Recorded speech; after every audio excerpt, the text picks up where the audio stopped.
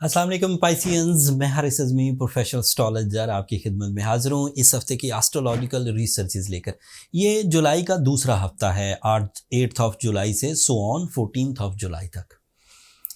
Astrological तरतीब के एतबार से एक बड़ा इवेंट है, 11 जुलाई को सामने आएगा। वीनस आपके लिए 6th एंगल पर अपीयर होगा। साल में एक दफ़ा वीनस ने आपके 6th एंगल पर अपीयर होना है। बड़े क्लासिकल रिजल्ट्स देता है वीनस 6th एंगल पर।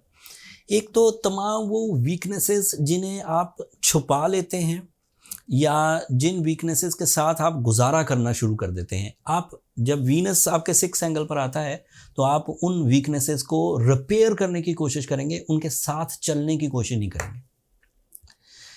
इसका बड़ा इम्पैक्ट रिलेशनशिप वीकनेसेस पर आएगा। अगर कोई पाइसियन कपल ऐसे थे जो दिल में कोई ख़ास मोहब्बत भी नहीं थी, बस एवरेज सी मोहब्बत से चल रहे थे और उसी तरह चलना पसंद कर रहे थे, अब उनके दरमियान मोहब्बत के जज्बात बढ़ेंगे, उनके दरमियान शक कम होगा, बाउंडिंग स्ट्रॉन्ग होगी।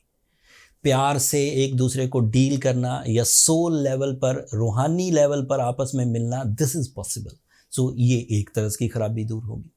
दूसरी तरह की खराबी मटेरियल पार्टनर्स, जैसे बिजनेस पार्टनर्स हो गए, जैसे कुछ लोगों ने मिलकर कोई इन्वेस्टमेंट्स की हुई हैं, कुछ लोग मिलकर कोई काम कर रहे हैं, कोई टीम वर्क कर रहे हैं, उनके दरमियान कोई एक मेंबर या दो मेंबर आपस में फ्रैंक नहीं है, तो आफ्टर 11 ऑफ जुलाई वो आपस की फ्रैंकनेस इख्तियार करेंगे एंड टीम के लिए ज़्यादा मुफीद हो सकेंगे। एंड इसी तरह सेहत में कोई ऐसा ज़ोफ़ था, कोई ऐसी वीकनेस थी जिसको आप लेकर चल रहे थे, ज़्यादा सोचते थे लेकिन बहरहाल उसको कोई डिज़ीज़ नहीं समझ रहे थे और उसी तरह चल रहे थे, बुज़दिल थे, बुझे हुए दिल के साथ। कोई खुशी आपको खुशी नहीं देती थी, कोई रिश्ता आपको खुशी नहीं देता था, कोई कामयाबी आपको खुशी नहीं देती थी, एंड आप ऐसे ही चल रहे थे, बस डेली एजेंडा के तहत रोज़ किसी काम पर निकल जाना और उस काम को ख़त्म करके आ जाना, खुश होना नहीं।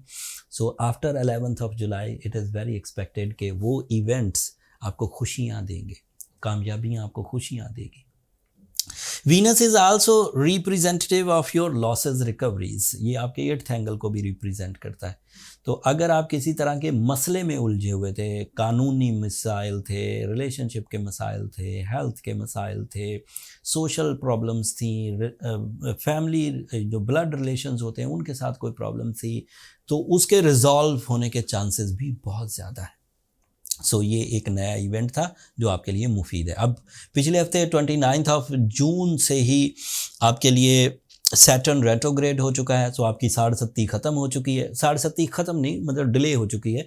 सैटर्न डायरेक्ट होकर पाइसियंस को ट्रबल दे रहा था, सेहत की भी, रिवॉर्ड्स की भी, बिजनेस की भी, एंड इवन ये जो डेली अचीवमेंट रेशो होता है उसको भी डिक्रीज़ कर रहा था, रेजिस्टेंसेस दे रहा था। सो अब सैटर्न आपको रेजिस्टेंसेस नहीं देगा, आप अपने फ़ैसले बहुत खुल के, बहुत बड़े बिग विजन के साथ एंड रिस्क के साथ ले सकते हैं। जुपिटर आपके 4th एंगल पर है। This is also positive for your comfort of life, for your knowledge, for your spirituality, for jumping style successes.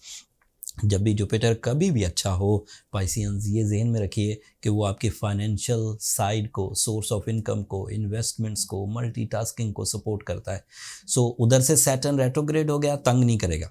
इधर से जुपिटर ताकतवर हो गया, आइडियल है आपके कैरियर के लिए। अगर कैरियर सिर्फ अच्छा चल जाए तो ज़िंदगी का 60% स्टेबल हो जाता है, ज़रूरतें पूरी हो जाती हैं, ख्वाहिशें पूरी हो जाती हैं, ज़िम्मेदारियाँ आप पूरी कर पाते हैं।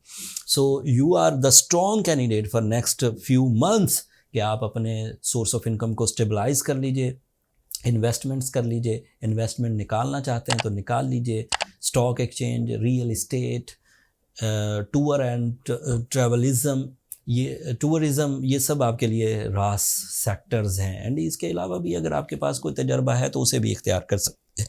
मरकरी भी आपके 6th एंगल पर है। This is ideal for students जो लर्न कर रहे हैं, स्टूडेंट्स ना भी हों, किसी भी डिप्लोमे में है, कोई आला तालीम में है, हायर एजुकेशन में है, मल्टीटास्किंग ही करना चाहता है, एक से ज़्यादा चीज़ें सीखना चाहता है, तो वो ये इस वक्त मरकरी भी अच्छी, और फिर वो कम्युनिकेशन को भी मैजिकल कर देगा। अगर किसी से इजहार मोहब्बत करना है तो मैजिकल अल्फाज होंगे आपके पास। अगर किसी को प्रेजेंटेशंस देनी है, किसी क्लाइंट को, किसी बॉस को, तो वो बड़ी अच्छी होगी। एंड उसके अलावा भी प्रेजेंस ऑफ माइंड के ऑल सेक्टर्स, सीखना, सिखाना, तरतीब देना, प्लान करना, आईक्यू लेवल, चीज़ों को समझना, दूसरों को समझाना, ये सब मुमकिनात में से। एंड लास्ट में सूरज आपके 5th एंगल पर है। This is positive for your decisions, this is positive for your energy levels. सूरज वैसे भी डोमिनेट करने में, डील मेकिंग में, लीडरशिप क्वालिटीज़ में, फेस वैल्यू में, अट्रैक्शंस में इजाफा करता है ये। लेकिन उसका आखिरी हफ्ता है 5th एंगल पर। सूरज अगले हफ्ते इससे भी ज़्यादा ताकतवर हो जाएगा, लेकिन वो तफसील अगले हफ्ते में एग्जिस्ट करती है, तो अगले ही हफ्ते बयान करूँगा। आपके पास पोजीशन ऑफ मार्स आपके 3rd एंगल पर है, और ये बात मैं कई दफ़ा बार बार करा चुका हूँ कि मार्स एक ऐसा प्लैनेट है जो 3rd एंगल पर मटेरियल एंड नॉन मटेरियल दोनों ही फ़ायदे देता है। जैसे आपकी अपनी ज़ात में ताकत, फाइट करने की सलाहियत, जिस्मानी efficiency, brain power, confidence level, and फिर आपकी ज़ात से दूसरों को भी सपोर्ट, मतलब कारकर्दगी आपकी होगी, सपोर्ट, कामयाबी आप इख्तियार करेंगे, सपोर्ट दूसरे लोगों को भी करेंगे। इतने फेवर्स के बाद, इतनी पॉजिटिव प्लानिटरी एक्शंस के बाद, इतने ताकतवर या गोल्डन टाइम के बाद, मुझे उम्मीद है कि पाइसियंस अपने पिछले महीनों की जितनी भी कमज़ोरियां थीं, जितनी भी नुकसानात थे, जितनी भी ट्रबल्स थीं, उन्हें रिपेयर कर जाएंगे। अगर ख़ुद रिपेयर कर जाएं तो ज़रूरत ही नहीं किसी रेमेडी की, बट अगर लगे कि चीज़ें लेट हो रही हैं, उतने अच्छे अंदाज से आप परफॉर्म नहीं कर पा रहे, उतने अच्छे अंदाज से आपको अपॉर्चुनिटीज़ नहीं मिल रही, तो फिर आपको रेमेडीज़ इख्तियार करनी चाहिए। सूरह शम्स मजहबी रेमेडी है, 5 दफ़ा एक दिन में पढ़ने से खैर और बरकत मुयस्सर आएगी। ब्लू सफ़ायर एक साइंटिफिक रेमेडी है जिससे आप सैटर्न की नेगेटिविटी से बच सकेंगे। Otherwise planet, all type of planets की नेगेटिविटी से बच सकेंगे, और जो स्मूथ प्लैनेट्स हैं उनकी सलाहियतें या उनकी कारकर्दगी में इजाफा देखने को मिलेगा। सो ब्लू सफ़ायर पहने तो 8 से 10 कैरेट, सूरह शम्स पढ़ें तो 5 दफ़ा। काले कपड़े अभी आप पहन सकते हैं, मुश्किल नहीं होगी क्योंकि सैटर्न रेट्रोग्रेड चल रहा है, and this is beneficiary for you. जब सैटर्न रेट्रोग्रेड हो तो ब्लैक कलर आपको रास आता है। जब तक रेट्रोग्रेड है आप ब्लैक पहन सकते हैं, अब वो कंपल्शन नहीं है। अगर ये सब रेमेडीज़ परफॉर्म करने, सब एहतियाती तदाबीर को परफॉर्म करने के बावजूद चीज़ें ठीक ना हों, तो फिर ज़्यादा टाइम वेस्ट ना करें। ये 2024 के आखिरी मराहिल हैं जब आपको कुछ रिलीफ का टाइम मिला है। अगर इन मराहिल में भी आप अपने आप को ठीक ना कर सके तो फिर प्रॉब्लम्स बढ़ेंगी। अब उसमें जो आप खुद कर सकते हैं वो खुद करिए। जो प्रोफेशनल डायग्नोसिस सिस्टम है, बर्थ चार्ट कैलकुलेशन, जो उससे पता चल सके वो इख्तियार करें।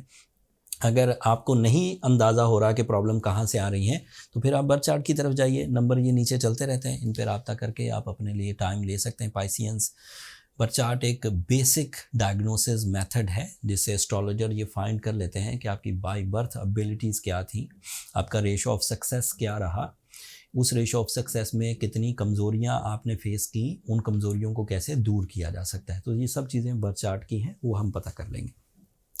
That's all. सूरज अगले हफ्ते जब नेक्स्ट वीक पे, नेक्स्ट एंगल पर जाएगा नेक्स्ट वीक, तो उससे क्या एडवांटेजेस मिलेंगे वो तफसील अगले हफ्ते बयान करूँगा। अभी तक के लिए इतना ही।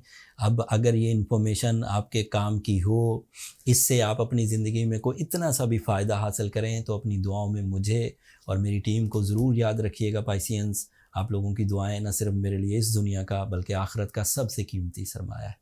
एंड चैनल को भी ज़रूर सब्सक्राइब कर लीजिएगा। आपकी सब्सक्रिप्शन हमारी हौसला अफजाई की वजह बनती है। अगले हफ्ते तक के लिए अल्लाह ने के बाद।